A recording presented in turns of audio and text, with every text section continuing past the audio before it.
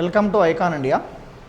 ఈరోజు ఈ వీడియోలో మనం రీజనింగ్కి సంబంధించినటువంటి మరొక టాపిక్ చూడబోతున్నాం. టాపిక్ పేరు వచ్చేసి దిక్కులు, డైరెక్షన్స్.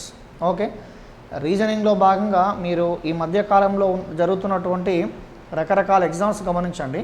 ఆ ప్రతి ఎగ్జామ్లో భాగంగా జనరల్ స్టడీస్ నుంచి మనకు ఈ డైరెక్షన్స్ పార్ట్ నుంచి number series, letter series, blood relations, ఆ తర్వాత ఈ డైరెక్షన్స్ పార్ట్ నుంచి కూడా గుడ్ నెంబర్ ఆఫ్ క్వశ్చన్స్ అనేటువంటివి ప్రతి సందర్భంలో అడగడం జరుగుతుంది. సో కాబట్టి దీంట్లో ప్రధానంగా మనకి 3 డిఫరెంట్ మోడల్స్ ఉంటాయి. ఆ మూడింటి పైన మంచి పట్టు సాధిస్తే సో దీంట్లో నుంచి మనకి డెఫినెట్గా ఒక మార్క్ అనేటువంటిది వచ్చే అవకాశం ఉంటుంది. ఓకే, సో ముందుగా కొంత బేసిక్ సమాచారం, అసలు దిక్కులకు సంబంధించిన కొంత బేసిక్ సమాచారం ఏంటో చూసి ఆ తర్వాత దీనికి సంబంధించిన రకరకాల క్వశ్చన్స్ అనేటువంటివి ఎలా ఉంటాయో చూస్తాం. దీంట్లో మరొక విషయం ఏంటంటే నీడలు, షాడోస్కి సంబంధించిన కాన్సెప్ట్ అనేటువంటిది కొంత కన్ఫ్యూజింగ్గా ఉంటుంది. నీడలకు సంబంధించి అంటే సూర్యోదయ సమయానికి షాడో ఎట్లా ఉంటుంది, సూర్యాస్తమయ సమయానికి షాడో ఎట్లా ఉంటుంది, ఆ నీడ అనేటువంటిది ఉదయం సమయంలో ఎట్లా ఉంటుంది, సాయంకాలం సమయంలో ఎట్లా ఉంటుంది అనే అంశం కూడా దానిపైన నేర్చుకొని వాటికి సంబంధించినటువంటి డిఫరెంట్ క్వశ్చన్స్ కూడా ఎలా ఉంటాయో చూద్దాం.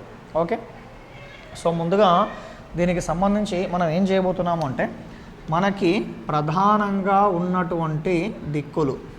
ఓకే, ప్రధానంగా మనకి దిక్కులు అనేటువంటివి మొత్తము ఎన్ని రకాలుగా ఉంటాయి అంటే 4 రకాలుగా ఉంటాయండి.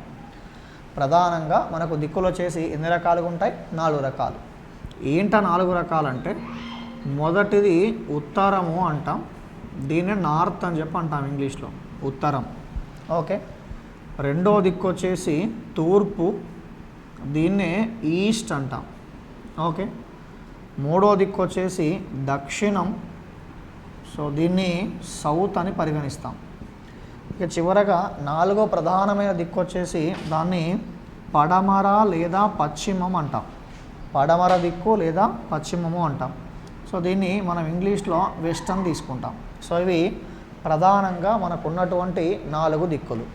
ఓకే, ఆ తర్వాత ఈ 4 దిక్కులతో పాటు మనకి ఒక 4 మూలలు కూడా ఉంటాయి. ప్రధానంగా ఉన్న దిక్కులన్నీ 4. ఏంటవి? ఉత్తరము, తూర్పు, దక్షిణము, పడమర. దాన్నే మనం ఒక డయాగ్రామ్ రూపంలో కనుక ఇండికేట్ చేస్తే దీన్ని ఏమంటాము అంటే ఉత్తరము అంటాం, దీన్ని తూర్పు అంటాం, దీన్ని దక్షిణము అంటాం, చివరగా దీన్ని పడమర అని చెప్పి తీసుకుంటాం. ఓకే, పడమర లేదా దానికే మరొక పేరు పశ్చిమ అంటాం, పడమర లేదా పశ్చిమ. సో దీంట్లో ఉత్తరము, తూర్పు, ఉత్తరానికి మరియు తూర్పుకి మధ్య ఉన్నటువంటి ఆ కోణాన్ని 90 డిగ్రీస్గా తీసుకుంటాం. తూర్పుకు దక్షిణానికి ఉన్న కోణం వచ్చేసి 90 డిగ్రీసు, దక్షిణానికి పడమరకున్న ఆ కోణం వచ్చేసి 90, చివరగా పడమరకు మరియు ఉత్తరానికి మధ్య ఉన్న కోణం కూడా ఎంతకు సమానం?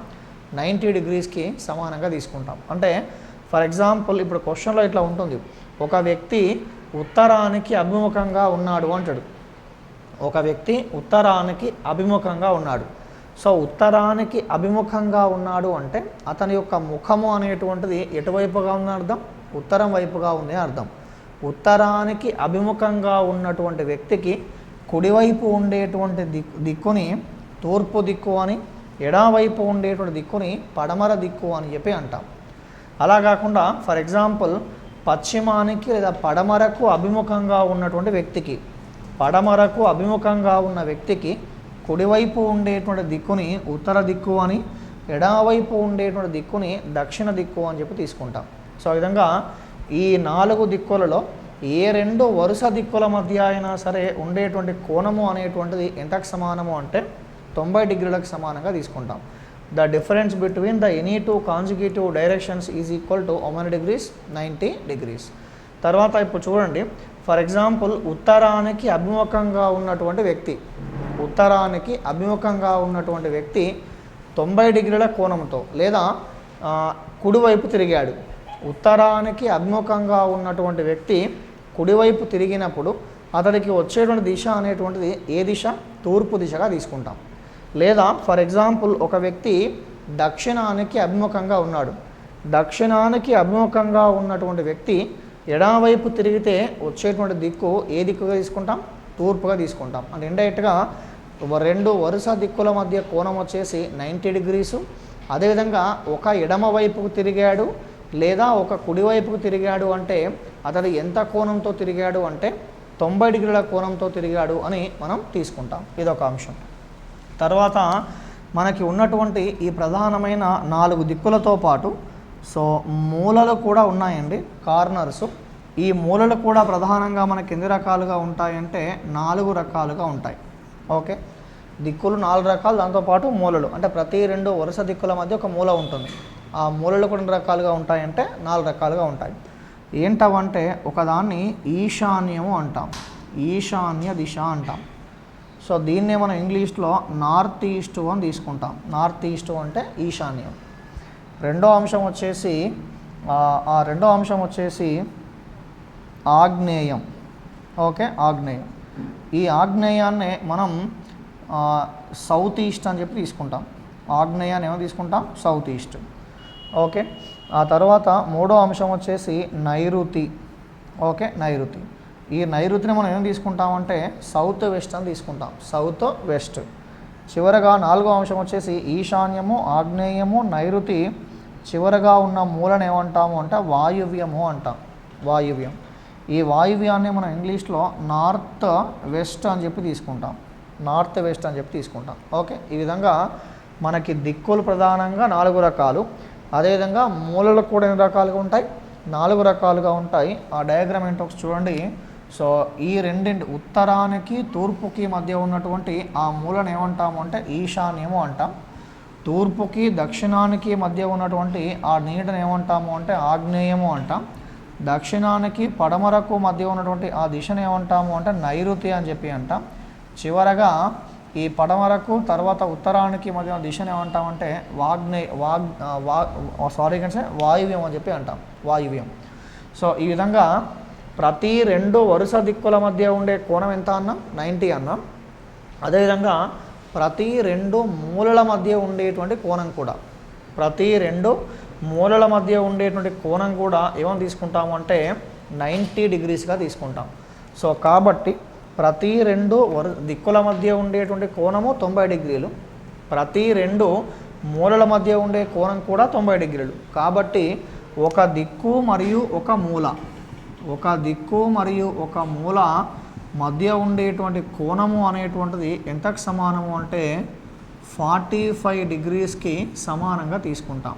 ఓకే, ఎంతకు సమానం తీసుకుంటామండి, 45 డిగ్రీస్కి సమానంగా తీసుకుంటాం. ఇండైరెక్ట్గా అవన్నీ కనుక మనం క్లబ్ చేసినట్లయితే వచ్చేటువంటి కోణాల మొత్తము అనేటువంటిది ఎంతకు సమానంగా వస్తుందంటే 360 డిగ్రీలకి సమానంగా వస్తుంది, 360 డిగ్రీలకి సమానంగా వస్తుంది. ఓకే, ఇదొక అంశం.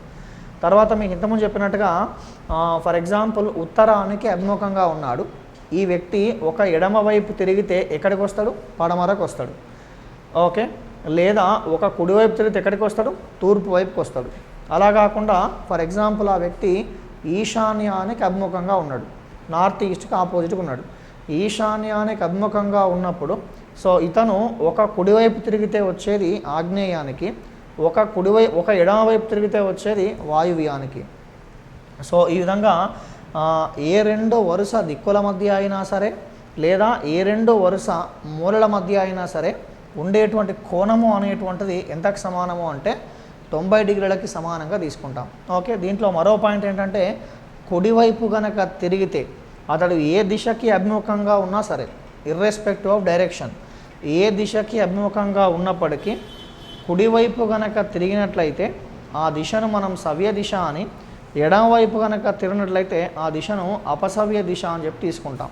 ఓకే, ఆ వ్యక్తి ఏ దిశకు అభిముఖంగా ఉన్నప్పటికీ కుడివైపు కనుక తిరిగితే ఆ దిశను సవ్య దిశ అని, ఎడమవైపు కనుక తిరిగితే ఆ దిశను అపసవ్య దిశ అని చెప్పి తీసుకుంటాం. ఓకే, దీన్నే క్లాక్ వైజు మరియు యాంటీ క్లాక్ వైజ్ డైరెక్షన్ అని చెప్పి తీసుకోవడం జరుగుతూ ఉంటుంది. ఓకే, ఇదొక అంశం. తర్వాత కొన్ని సందర్భాల్లో మనకి క్వశ్చన్ చాలా సింపుల్గా ఉంటుంది. గతంలో కొన్ని ఎగ్జామ్స్లో అడిగారు. ఏమడిగారంటే ఫర్ ఎగ్జాంపుల్ నైరుతి అనేటువంటిది ఏ 2 దిక్కుల మధ్య ఉంటుంది, లేదా ఈశాన్యం అనేటువంటిది ఏ 2 దిక్కుల మధ్య ఉంటుంది, లేదా వాయువ్యం అనేటువంటిది ఏ 2 దిక్కుల మధ్య ఉంటుంది. ఇటువంటి అంశాలు కూడా మీకు తెలియాల్సి ఉంటుంది, అది గుర్తుంచుకునే ప్రయత్నం చేయండి. ఓకే, ఇదొక అంశం.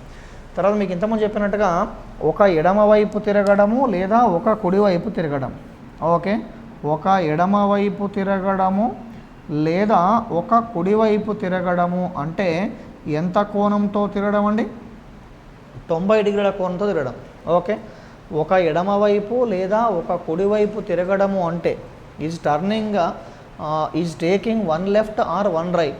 ఒక ఎడమవైపు లేదా ఒక కుడివైపు తిరగడము అంటే ఎంత కోణంతో తిరగడము అంటే 90 డిగ్రీల కోణంతో తిరగడము అని మనం భావించాల్సి ఉంటుంది. 90 డిగ్రీస్ కోణంతో తిరగడం అని భావిస్తాం. ఓకే, ఇదొక అంశం. తర్వాత దీంట్లో నెక్స్ట్ ఏం చేయబోతున్నాము అంటే దీంట్లో వచ్చేసి మరొక అంశం. ఇంతకుముందు చెప్పినట్టుగా కుడివైపు తిరిగితే ఏమంటాం? సవ్య దిశ అంటాం. ఎడమవైపు తిరిగితే ఏమంటాం? అపసవ్య దిశ అని చెప్పి తీసుకుంటాం. ఓకే, ఇదొక అంశం. తర్వాత దీంట్లో మరో క్వశ్చన్ ఏంటంటే ఇప్పుడు ఒక వ్యక్తి ఏ అనేటువంటి ప్రదేశం నుంచి బి అనే ప్రదేశానికి వెళ్ళాడు. ఒక వ్యక్తి ఏ అనే ప్రదేశం నుంచి బి అనే ప్రదేశానికి వెళ్ళాడు. ఆ తర్వాత ఫర్ ఎగ్జాంపుల్ ఏ నుంచి బికి వచ్చేసి ఒక 10 కిలోమీటర్ దూరం అనుకోండి, 10 కిలోమీటర్స్. ఒక వ్యక్తి ఏ అనే ప్రదేశం నుంచి బి అనే ప్రదేశానికి వెళ్ళాడు. ఏ నుంచి బికి ఆ దూరం ఎంత? 10 కిలోమీటర్లు. తర్వాత బి అనే ప్రదేశం నుంచి సి అనే ప్రదేశానికి వెళ్ళాడు. బి నుండి సికి ఉన్నటువంటి ఆ విలువ ఎంత అంటే ఫర్ ఎగ్జాంపుల్ 15 కిలోమీటర్లు. ఏ నుండి బికి ఏమో 10 కిలోమీటర్లు, బి నుండి సికి ఏమో 15 కిలోమీటర్లు. అయితే మరి ఇప్పుడు దీంట్లో మనకి ఫర్ ఎగ్జాంపుల్ బయలుదేరిన స్థానం నుంచి ఎక్కడి నుంచి బయలుదేరిండు? ఏ అనే ప్లేస్కి. ఎక్కడ రీచ్ అయ్యిండు? సి అనే ప్లేస్కి. సో ఇప్పుడు ఈ సందర్భంలో బయలుదేరిన స్థానం నుంచి ఎంత దూరంలో కలడు అంటాడు. How far is he from starting point. బయలుదేరిన స్థానం నుంచి ఎంత దూరంలో కలడు అంటే మీరు 10 కిలోమీటర్లు ప్లస్ 15 కిలోమీటర్లు అవి రెండూ కలిపి 25 కిలోమీటర్లు అని చెప్పడానికి వీల్లేదు. అప్పుడు ఏం చేస్తాము అంటే ఆ రెండింటి మధ్య ఉన్నటువంటి shortest distance, the shortest distance between the given 2 points is set to be. Shortest distance between the given 2 points is set to be what you can say our required distance from initial point to terminal point అని చెప్తాం. ఇండైరెక్ట్గా అతడు బయలుదేరిన స్థానం నుంచి ఎంత దూరంలో ఉన్నాడు అన్నప్పుడు మనం ఏసీగా తీసుకుంటాము, కానీ ఏబీ ప్లస్ బీసీగా పరిగణించాం. బయలుదేరిన స్థానం నుంచి ఎంత దూరంలో ఉన్నాడు అన్నప్పుడు ఏసీగా తీసుకుంటాం, కానీ ఏబీ ప్లస్ బీసీని మనం పరిగణించకూడదు. ఓకే, ఇదొక అంశం. ఈ సందర్భంలో మనకు ఆ వాల్యూస్ కనుక్కోవడానికి పైథాగరస్ సిద్ధాంతం ఉపయోగపడుతుంది. పైథాగరస్ సిద్ధాంతం మీకు ఐడియా ఉంటే ఈ పైథాగరస్ సిద్ధాంతానికి సంబంధించి మీకు స్టార్టింగ్లో నేను చెప్పడం జరిగింది. ఎక్కడ చెప్పానంటే ఈ రీజనింగ్లో కాకుండా ప్యూర్ మ్యాథ్స్లో భాగంగా త్రికోణమితి చెప్పే సందర్భంలో ఆ పైథాగరస్ సిద్ధాంతం యొక్క ఉపయోగం ఏంటో చెప్పాను. త్రికాలకు సంబంధించి భావన ఎక్స్ప్లెయిన్ చేసేటప్పుడు. సరే, ఎనీహో ఒకసారి చూస్తే పైథాగరస్ సిద్ధాంతం ఏం చెప్తుంది అంటే ఒక లంబకోణ త్రిభుజములో కర్ణము మీది వర్గము అనేటువంటిది మిగతా 2 భుజాల వర్గాల మొత్తానికి సమానం అని చెప్తాం. ఒక లంబకోణ త్రిభుజములో దాన్ని ఏమంటామంటే పైథాగరస్ థీరము లేదా పైథాగరస్ సిద్ధాంతము అంటాం. పైథాగరస్ థీరము లేదా పైథాగరస్ సిద్ధాంతం ఏమని చెప్పాడు ఈ పైథాగరస్? ఒక లంబకోణ త్రిభుజములో కర్ణము మీది వర్గము అనేటువంటిది మిగతా 2 భుజాల వర్గాల మొత్తానికి సమానం అంటాడు. అంటే meaning in a right angled triangle the square of the hypotenuse is equal to some of the squares of the other 2 sides. So ఈ ఫార్ములాని బేస్ చేసుకొని మనకు ఉన్నటువంటి ఆ 2 బిందువుల మధ్య ఉన్నటువంటి షార్టెస్ట్ డిస్టెన్స్ని కనుక్కోవచ్చు. ఇప్పుడు ఈ సందర్భంలో ఆ పైథాగర సిద్ధాంతాన్ని ఈ డయాగ్రామ్కి మనం అప్లై చేసినట్లయితే సింపుల్గా ఏం రాసుకోవచ్చు అంటే AC square is equal to AB square plus BC square అని రాయొచ్చు. Okay, AC square is equal to AB square plus BC స్క్వేర్గా మనం రాస్తాం. అదే పైథాగర సిద్ధాంతానికి సంబంధించిన ఒక అంశం. దాన్నే కర్ణము స్క్వేర్ ఈజ్ ఈక్వల్స్ టు భుజము స్క్వేర్ ప్లస్ భుజము స్క్వేర్ అంటాం. ఓకే, ఇది దానికి సంబంధించినటువంటి ఒక అప్లికేషన్ పార్ట్. ఇది మనకు ప్రధానంగా దీంట్లో ఉపయోగపడుతుంది. ఓకే, ఇది ఒక అంశం. తర్వాత దీంట్లో ఒక ఇంపార్టెంట్ కాన్సెప్ట్ ఏంటంటే మనకి ఈ డైరెక్షన్కి సంబంధించి ఎగ్జామినేషన్ పాయింట్ ఆఫ్ వ్యూలో అడిగేటువంటి క్వశ్చన్స్ ప్రధానంగా ఎన్ని రకాలుగా ఉంటాయంటే 3 రకాలుగా ఉంటాయండి ప్రధానంగా. ఓకే, డైరెక్షన్స్ దిక్కులు అనేటువంటి ఈ టాపిక్ నుంచి మనకు ఎగ్జామినేషన్ పాయింట్ ఆఫ్ వ్యూలో అడిగేటువంటి క్వశ్చన్స్ అనేటువంటివి ప్రధానంగా 3 రకాలుగా ఉంటాయి. ప్రైమరీగా 3 టైప్స్. ఏంటా ప్రధానంగా ఉన్నటువంటి 3 రకాలంటే ఒకటి వచ్చేసి ఇప్పుడు ఇంతకుముందు చెప్పినట్టుగా ఫర్ ఎగ్జాంపుల్ ఏ అనేటువంటి ఒక వ్యక్తి ఏ అనే ప్రదేశం నుంచి బికి వెళ్ళాడు, బి అనే ప్రదేశం నుంచి సికి వెళ్ళాడు. ఆ విధంగా డిఫరెంట్గా మలుపులు తిరుగుతూ వెళ్తూ ఉన్నాడు. సో ఇలా అన్నప్పుడు దీంట్లో అడిగేటువంటి ఆ 3 రకాల క్వశ్చన్స్ ఏంటంటే, ఒకటి ప్రస్తుతము ఆ వ్యక్తి ఏ దిశకు అభిముఖంగా కలడు అంటాడు. ఒక చిన్న ఎగ్జాంపుల్ చూద్దాం, మీకు కొంత ఐడియా వస్తుంది. ఫర్ ఎగ్జాంపుల్, ఒక వ్యక్తి తూర్పు వైపుగా ఒక 5 కిలోమీటర్లు ప్రయాణించాడు. తూర్పు వైపుగా 5 కిలోమీటర్లు ప్రయాణించి అక్కడి నుండి ఎడమ వైపుకు తిరిగి ఒక 12 కిలోమీటర్లు ప్రయాణించాడు. ఎడమ వైపుకు తిరిగి 12 కిలోమీటర్లు ప్రయాణించాడు. ఓకే, ఏ అనేటువంటి ప్రదేశం నుంచి బయలుదేరి ఏ అనే ప్రదేశం నుంచి బి అనే ప్రదేశానికి వెళ్ళాడు. ఎన్ని కిలోమీటర్లు ప్రయాణించాడు? 5 కిలోమీటర్స్. ఆ తర్వాత బి నుండి సికి వెళ్ళాడు. ఎన్ని కిలోమీటర్లు ప్రయాణించాడు? 12 కిలోమీటర్లు. సో దీంట్లో అడిగేటువంటి క్వశ్చన్ నెంబర్ 1, మొదటి క్వశ్చన్ ఏంటంటే, ప్రస్తుతము ఆ వ్యక్తి ఏ దిశకు అభిముఖంగా కలడు అంటాడు. ప్రస్తుతము, ఈ వర్డ్ ఇంపార్టెంట్. ప్రస్తుతము ఏ దిశకు అభిముఖంగా కలడు. ప్రస్తుతము అతను ఏ దిశకు అభిముఖంగా కలడు. ఓకే, సో ఏ నుంచి బయలుదేరి బీకి రీచ్ అయ్యాడు. బి నుండి సికి వెళ్తున్నాడు. రెండేట్టుగా పైవైపుగా ప్రయాణిస్తున్నాడు కాబట్టి మనకున్న డయాగ్రామ్ నుంచి ఆ పైవైపుగా ఉండేటువంటి దిశను ఏమంటామండి? ఉత్తరంగా తీసుకుంటాం. అంటే ఈ డయాగ్రామ్ పరంగా ప్రస్తుతము అతను ఏ దిశకు అభిముఖంగా కలడు అంటే ఉత్తర దిశకు అభిముఖంగా కలడు. ఇది మొదటి క్వశ్చన్. తర్వాత రెండో క్వశ్చన్ ఏంటంటే, బయలుదేరిన స్థానము దృష్ట్యా. బయలుదేరిన స్థానము దృష్ట్యా. ఓకే, బయలుదేరిన స్థానము దృష్ట్యా అతను ఏ దిశకు, బయలుదేరిన స్థానము దృష్ట్యా అతను ఏ దిశకు అభిముఖంగా కలడు. అభిముఖంగా కలడు. ఓకే, మొదటి పాయింట్ ఏమన్నా? ప్రస్తుతము ఏ దిశకు అభిముఖంగా కలడు. రెండో పాయింట్ ఏమంటున్నాం? బయలుదేరిన స్థానము దృష్ట్యా, with respect to initial point, బయలుదేరిన స్థానము దృష్ట్యా అతను ఏ దిశకు అభిముఖంగా కలడు. ఇది రెండో అంశం. ఓకే, అలాంటప్పుడు ఏం చేస్తామంటే, బయలుదేరిన స్థానము దృష్ట్యా అన్నాడు కాబట్టి బయలుదేరిన స్థానము నుండి ప్రస్తుతం ఉన్నటువంటి ఆ దిశ, బయలుదేరిన స్థానము నుంచి ప్రస్తుతం ఉన్నటువంటి ఆ దిశను గమనించాను. బయలుదేరిన స్థానము నుంచి ప్రస్తుతం ఉన్నటువంటి ఆ దిశను గమనించాను. సో అలా గమనించినప్పుడు ఆ వ్యక్తి ఏ దిశకు అభిముఖంగా ఉన్నట్టు? ఈశాన్య దిశకి అభిముఖంగా ఉన్నట్టు. ఓకే, ఇది రెండో క్వశ్చన్.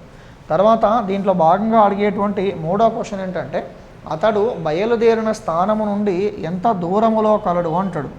బయలుదేరిన స్థానం నుండి ఎంత దూరములో కలడు. ఓకే, సో ఎంత దూరంలో కలడు అన్నప్పుడు ఇది 5, ఇది 12 అయితే ఆన్సర్ 17 కాదు. మనకి ఇంతమంది చెప్పినట్టుగా పైథాగరస్ సిద్ధాంతం అప్లై చేస్తే ఇది 5, ఇది 12 అయితే ఈ వాల్యూ ఏమవుతుందంటే 13 అవుతుంది. సో కాబట్టి బయలుదేరిన స్థానం నుండి ఎంత దూరంలో కలడు అంటే we should take the shortest distance between the given 2 points. Okay, కాబట్టి ఏం చెప్పొచ్చు? 13 కిలోమీటర్లుగా మనం చెప్పాల్సి ఉంటుంది. సో దీంట్లో ప్రస్తుతము ఏ దిశకు అభిముఖంగా కలడు, ప్రస్తుతము ఏ దిశకు అభిముఖంగా కలడు అన్నప్పుడు మీ ఆన్సర్ ఏంటి? ఉత్తరానికి అభిముఖంగా కలడు. రెండో అంశం వచ్చేసి బయలుదేరిన స్థానము దృష్ట్యా అతడు ఏ దిశకు అభిముఖంగా కలడు. బయలుదేరిన స్థానము దృష్ట్యా అతను ఏ దిశకు అభిముఖంగా కలడు అన్నప్పుడు సో దానికి సంబంధించి సింపుల్గా ఏమని తీసుకుంటామండి? ఈశాన్య దిశ. ఇక మూడో అంశం వచ్చేసి బయలుదేరిన స్థానము నుండి ఎంత దూరంలో కలడు. బయలుదేరిన స్థానం నుండి ఎంత దూరంలో కలడు అన్నప్పుడు అవి రెండూ క్లబ్ చేయకుండా shortest distance between the given 2 points తీసుకుంటాం. సో కాబట్టి ఏంటి మీ ఆన్సర్? 13 కిలోమీటర్లు దానికి సంబంధించినటువంటి ఒక సమాచారం. ఓకే, ఇదొక అంశం. తర్వాత దీంట్లో వచ్చేసి మరొక అంశం చాలా ఇంపార్టెంట్. అదేంటంటే నీడలు అని తీసుకుంటామంటే నీడలు, దాన్ని షాడోస్ అంటాం. ఈ పార్ట్ చాలా ఇంపార్టెంట్. ఓకే, సో నీడలు, షాడోస్ పార్ట్ చాలా ఇంపార్టెంట్. నీడలు ఇది యూజువల్గా చాలామంది అభ్యర్థులు కన్ఫ్యూజ్ అవుతుంటారు. సో మనకి ఈ నీడలకు, షాడోస్కి సంబంధించి ప్రధానంగా ఒక 3 అంశాలు ఉంటాయి. నీడలకు సంబంధించి మనకు ప్రధానంగా ఒక 3 అంశాలు ఉంటాయి. ఏంటా 3 అంశాలు అంటే ఉదయము సమయము, మిట్ట మధ్యాహ్న సమయము, ఆ తర్వాత సాయంత్రం సమయం. 3 సందర్భాలు. ఓకే, నీడలు అన్నప్పుడు మనకు ప్రధానంగా ఎదురయ్యే సందర్భాలు అంటే 3 సందర్భాలు.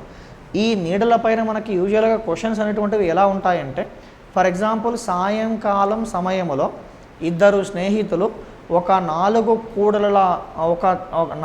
కూడల రోడ్డు వద్ద ఒకరినొకరు అభిముఖంగా నిల్చొని మాట్లాడుచున్నారు. ఏ యొక్క నీడ బికి కుడివైపున పడితే బి ఏ దిశకి అభిముఖంగా కలడు అంటాడు. లేదా ఉదయం సమయంలో ఏ కామా బి అనే ఇద్దరు స్నేహితులు ఒక 4 రోడ్ల కూడలి వద్ద ఒకరినొకరు అభిముఖంగా నిల్చొని మాట్లాడుచున్నారు. బి యొక్క నీడ అనేటువంటిది ఏకి ఎడమవైపున ఉన్నట్లయితే ఏ దిశకి అభిముఖంగా కలడు. సో యూజువల్గా అటువంటి క్వశ్చన్స్ మీరు సాల్వ్ చేయాలంటే ఈ నీడలకు సంబంధించి మీకు కొంత సమాచారం అవసరం. ఆ నీడలకు సంబంధించినటువంటి ఆ అంశం అంటే చూద్దాం. మీకు ఇంతకుముందు చెప్పినట్టుగా ప్రధానంగా మనకి 3 పాయింట్లు ఉంటాయి. షాడోస్కి సంబంధించి, నీడలకు సంబంధించి ప్రధానంగా మనకి ఒక 3 అంశాలు ఉంటాయి. సో ఈ 3 అంశాలపైన మీకు కొంత మంచి పట్టుకనుకున్నట్లయితే ఇంతకుముందు చెప్పిన క్వశ్చన్స్ కూడా ఆన్సర్ చెప్పవచ్చు. ఏంటంటే ఒక బండ గుర్తుంచుకోండి, సాయంకాలం సమయంలో at the time of sunset, okay, సాయంకాలం సమయంలో ఒక వస్తువు యొక్క నీడ అనేటువంటిది ఎల్లప్పుడూ కూడా తూర్పు వైపుకే ఉంటుంది. ఓకే, ఆ వస్తువు ఏ దిశకు అభిముఖంగా ఉన్నా సరే, సాయంకాలం సమయంలో వస్తువు యొక్క నీడ అనేటువంటిది ఎల్లప్పుడూ కూడా తూర్పు వైపుకే ఉంటుంది. అది గుర్తుంచుకోండి. తర్వాత ఉదయం సమయంలో వస్తువు యొక్క నీడ అనేటువంటిది ఎల్లప్పుడూ కూడా పడమర వైపు ఉంటుంది. ఉదయం సమయంలో నీడ ఎప్పుడు పడమర వైపు ఉంటుంది. సాయంకాలం సమయంలో వస్తువు యొక్క నీడ అనేటువంటిది ఎప్పుడు ఎటువైపు ఉంటుందంటే తూర్పు వైపుగా ఉంటుంది. ఓకే, అంటే ఉదయం సమయమేమో పడమర వైపు, సాయంత్రం సమయమేమో తూర్పు వైపు. తర్వాత 3వ అంశం వచ్చేసి మిట్ట మధ్యాహ్న సమయం. గతంలో క్వశ్చన్ అడిగారు మిట్ట మధ్యాహ్న సమయం పైన. మిట్ట మధ్యాహ్నం 12 గంటలకి ఒక వస్తువు యొక్క నీడ ఏ విధంగా ఉంటుంది? వస్తువు పరిమాణం కన్నా పెద్దగా ఉంటుంది, వస్తువు పరిమాణం కన్నా తక్కువగా ఉంటుంది, వస్తువు పరిమాణానికి సమానంగా ఉంటుంది, లేదా నీడ ఏర్పడదు అని చెప్పి మనకు క్వశ్చన్ అడిగారు. మీరు వీళ్ళతో ఆన్సర్ ప్రయత్నం చేయండి. ఏంటా క్వశ్చన్? మిట్ట మధ్యాహ్న సమయంలో ఒక వస్తువు యొక్క నీడ ఏ విధంగా ఉంటుంది అంటే 4 ఆప్షన్స్. మొదటి ఆప్షన్ ఏంటి? వస్తువు పరిమాణం కన్నా ఎక్కువగా ఉంటుంది. రెండో ఆప్షన్ వస్తువు పరిమాణం కన్నా తక్కువగా ఉంటుంది. మూడో ఆప్షన్ వస్తువు పరిమాణానికి సమానంగా ఉంటుంది. 4వ ఆప్షన్ నీడ ఏర్పడదు. సో అలాంటప్పుడు మన ఆన్సర్ ఏమని చెప్తామంటే నీడ ఏర్పడదు అని చెప్తాం. ఎందుకంటే మిట్ట మధ్యాహ్న సమయానికి సూర్యుని యొక్క కిరణాలు నిటనిలుగా పడతాయి. Okay, sun rays will fall vertically. So కాబట్టి మిట్ట మధ్యాహ్న సమయానికి సూర్యుని యొక్క కిరణాలు నిటనిలుగా పడతాయి. కాబట్టి ఆ మిట్ట మధ్యాహ్న సమయానికి ఏ విధమైనటువంటి నీడ కూడా ఏర్పడదు అంటాం. Hence there will be no shadow. ఏ విధమైనటువంటి నీడ కూడా ఏర్పడదు అని చెప్పి మనం తీసుకోవాల్సి ఉంటుంది దానికి సంబంధించి. సో దీన్నే కొంత డీటెయిల్డ్గా ఎలా చెప్పొచ్చు అంటే మనం ఏం చెప్పొచ్చు అంటే ఉదయం సమయము, మధ్యాహ్నం సమయము మరియు సాయంత్రం సమయము అని చెప్పేసి ఒక 3 రకాలు అనుకున్నాం కదా. ఆ 3 అంశాలని కొంత డీటెయిల్డ్గా మనం డిస్కస్ చేసినట్లయితే, ఫర్ ఎగ్జాంపుల్ గమనించండి. సో ఇప్పుడు ఉదయం సమయము అన్న at the time of sun రైజ్, అంతేకాని ఉదయము అంటే at the time of sun so. సో ఉదయం సమయంలో ఫర్ ఎగ్జాంపుల్ ఒక వ్యక్తి, ఇక్కడ ఒక డయాగ్రామ్ తీసుకుంటున్నా. ఓకే, ఫర్ ఎగ్జాంపుల్ ఉదయం సమయంలో ఒక వ్యక్తి, ఇదేమన్నా ఉత్తరం అన్నాం, దీని ఏమన్నాం తూర్పు అన్నాం, ఇది దక్షిణం అన్నాం, ఇది పడమర అన్నాం. సో ఉదయం సమయంలో ఫర్ ఎగ్జాంపుల్ ఒక వ్యక్తి తూర్పుకు అభిముఖంగా ఉన్నాడు అనుకోండి. ఉదయం సమయంలో ఒక వ్యక్తి తూర్పుకి అభిముఖంగా ఉన్నాడు అనుకోండి. సో ఈ విధంగా ఉదయం సమయంలో ఒక వ్యక్తి తూర్పు వైపుకు అభిముఖంగా ఉంటే అతని యొక్క నీడ అనేటువంటిది ఎల్లప్పుడూ కూడా అతనికి ఎడమ వైపున పడుతుంది. సో కాబట్టి ఇక్కడ ఆబ్జెక్ట్ కనుక ఉన్నట్లయితే ఈ ఆబ్జెక్ట్ యొక్క షాడో అనేటువంటిది ఎటువైపు పడుతుందంటే పడమర వైపు పడుతుంది. ఏ టైంలో? ఉదయం సమయంలో. సో దీన్నే ఇంకొంత డిఫరెంట్గా ఎలా చెప్పొచ్చు అంటే ఫర్ ఎగ్జాంపుల్ ఉత్తరం పరంగా. సో ఏంటి? ఫర్ ఎగ్జాంపుల్ ఉదయం సమయంలో లేదా సూర్యోదయ సమయానికి ఒక వ్యక్తి ఉత్తరానికి అభిముఖంగా ఉన్నాడు అనుకోండి. ఈ విధంగా సూర్యోదయ సమయానికి ఒక వ్యక్తి ఉత్తరానికి అభిముఖంగా గనక ఉన్నట్లయితే నీడ అనేటువంటిది ఎల్లప్పుడూ కూడా అతనికి ఎడమ వైపు పడుతుంది.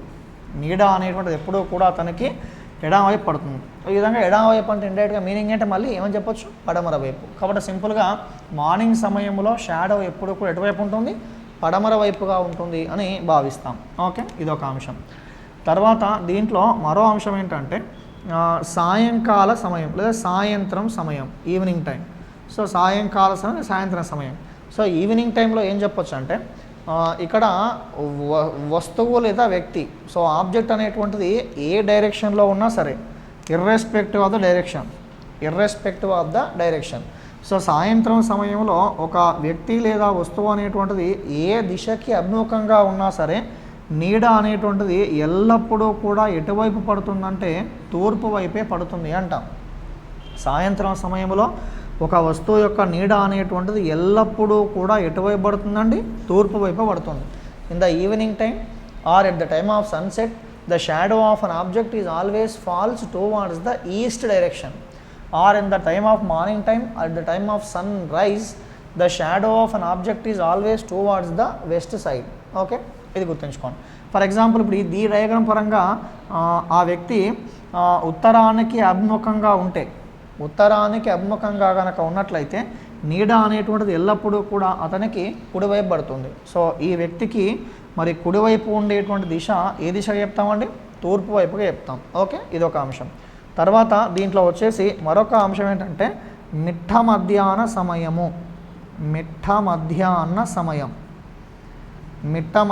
సమయం. ఓకే, సో మీకు ఇంతకుముందు చెప్పినట్టుగా మిట్ట మధ్యాహ్న సమయం అంటే యూ కెన్ కన్సిడర్ 12 noon కదా. మిట్ట మధ్యాహ్న సమయం అంటే 12 noon. సో మిట్ట మధ్యాహ్న సమయానికి ఒక వస్తువు యొక్క నీడ మీకు అడిగినట్టుగా ఇంతకుముందు నీడ ఏర్పడదని చెప్తాం. క్వశ్చన్ అడిగాను కదా, పరిమాణం కన్నా తక్కువనా ఎక్కువనా నీడ ఏర్పడదా అంటే మిట్ట మధ్యాహ్న సమయానికి సూర్యుని యొక్క కిరణాలు ఆ విధంగా మనకి నిట్ట నిలువుగా పడడం చేత మిట్ట మధ్యాహ్న సమయానికి సూర్యుని యొక్క కిరణాలు నిట్ట నిలువుగా పడడం చేత ఏ విధమైనటువంటి నీడ అనేటువంటిది ఏర్పడదు అంటాం. At the time of what you can say at the time of mid day, exactly మిట్ట మధ్యాహ్నం సూర్యుని యొక్క కిరణాలు నిట్టనెళ్ళుగా పడడం వల్ల ఏ విధమైనటువంటి నీడ అనేటువంటిది ఏర్పడదు అని చెప్పి తీసుకుంటాం. ఓకే, సో ఈ విధంగా మళ్ళీ గమనించండి, మనకి మొత్తం మీద దిక్కులు ఎన్ని రకాలు? 4 రకాలు. మూలలు ఎన్ని రకాలు? 4 రకాలు. ఏంటా ప్రధాన 4 దిక్కులు? ఉత్తరము, తూర్పు, దక్షిణము, పడమర. మూలలేంటి? ఈశాన్యము, ఆగ్నేయము, నైరుతి, వాయువ్యం. దాన్ని north east, south west, north west అంటాం. ఉత్తరాన్ని నార్త్, తూర్పును ఈస్టు, దక్షిణాన్ని సౌత్, చివరిగా పడమరని వెస్ట్ అని చెప్పి తీసుకుంటాం.